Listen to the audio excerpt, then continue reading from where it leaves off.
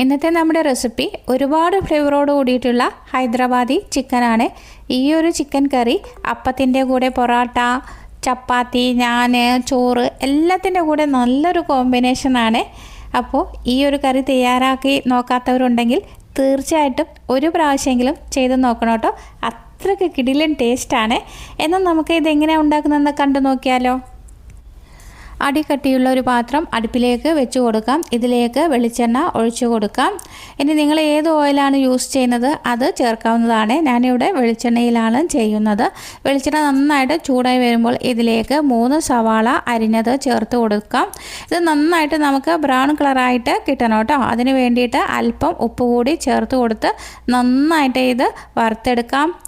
ഇങ്ങനെ വറുത്തെടുക്കുമ്പോൾ തീ ഒരു മീഡിയം ഫ്ലെയിമിൽ വെച്ച് കൊടുക്കണം കേട്ടോ, അല്ലെങ്കിൽ പെട്ടെന്ന് തന്നെ ഉള്ളിയൊക്കെ കരിഞ്ഞു പോകും.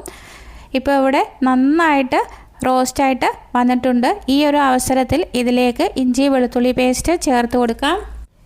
ഞാനിവിടെ ഒരു ചെറിയ കഷ്ണം ഇഞ്ചിയും ഒരു 10-12 വെളുത്തുള്ളി അല്ലിയും ഒന്ന് ചതച്ചിട്ടാണ് ഇട്ട് കൊടുത്തിരിക്കുന്നത്. അതിനുശേഷം ഇതിലേക്ക് 2 പച്ചമുളക് ചെറുതായിട്ട് അരിഞ്ഞത് ഇട്ട് കൊടുക്കാം.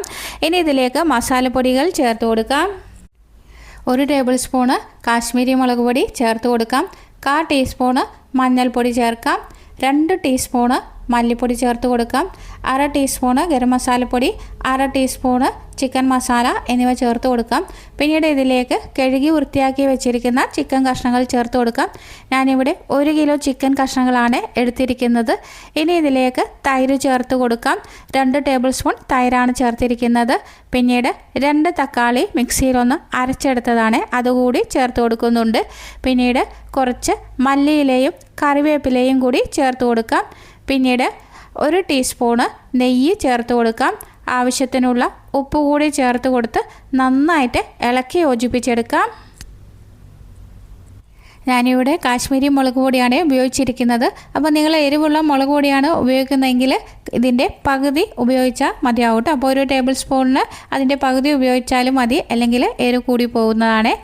ഇനി ഇത് നന്നായിട്ട് ഇളക്കി യോജിപ്പിച്ച ശേഷം മൂടി വെച്ച് മീഡിയം ഫ്ലെയിമിൽ 20 മിനിറ്റ് നന്നായിട്ടൊന്ന് വേവിച്ചെടുക്കാം കേട്ടോ.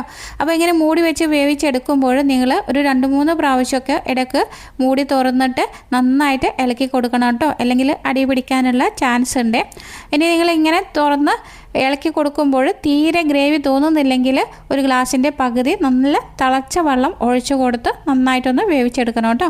ഇപ്പോൾ ഇത് 20 മിനിറ്റ് കഴിഞ്ഞു. കഷ്ണങ്ങളൊക്കെ നന്നായിട്ട് വെന്ത് വന്നിട്ടുണ്ട്. ഇതൊന്ന് നന്നായിട്ട് ഇളക്കി കൊടുത്താൽ മാത്രം മതി. നമ്മുടെ ടേസ്റ്റി ആയിട്ടുള്ള ചിക്കൻ കറി ഇവിടെ റെഡി ആയിട്ടുണ്ട് കേട്ടോ. ഈ ഒരു ഹൈദരാബാദി ചിക്കൻ കറി അപ്പത്തിൻ്റെ, നാൻ, പൊറോട്ട, ചപ്പാത്തി, ചോറ് എല്ലാത്തിൻ്റെ കൂടെ നല്ല കിടിലൻ കോമ്പിനേഷനാണ് കേട്ടോ. അപ്പോൾ ഈ ഒരു റെസിപ്പി നിങ്ങൾ തീർച്ചയായിട്ടും ചെയ്ത് നോക്കുക. ഇഷ്ടപ്പെടുകയാണെങ്കിൽ ലൈക്ക് ചെയ്യാനും നിങ്ങളുടെ ഫ്രണ്ട്സിനും റിലേറ്റീവ്സിനൊക്കെ ഷെയർ ചെയ്ത് കൊടുക്കാനും മറക്കരുത്. പുതുതായി ഏതെങ്കിലും കൂട്ടുകാർ ചാനൽ കാണുന്നുണ്ടെങ്കിൽ ചാനലിനെ സപ്പോർട്ട് ചെയ്ത് സബ് ചെയ്യാനും കൂടി മറന്നു പോകരുത്. വലത്തുവശത്ത് കാണുന്ന ബെല്ലൈക്കൻ ക്ലിക്ക് ചെയ്ത് ഓൾ എന്ന് പ്രസ് ചെയ്താൽ മാത്രമേ ഞാനിടുന്ന അടുത്ത വീഡിയോയുടെ നോട്ടിഫിക്കേഷൻ നിങ്ങൾക്ക് ലഭിക്കുകയുള്ളൂ. അടുത്ത നല്ലൊരു വീഡിയോയുമായി വീണ്ടും കാണാം. Thank you for watching. By.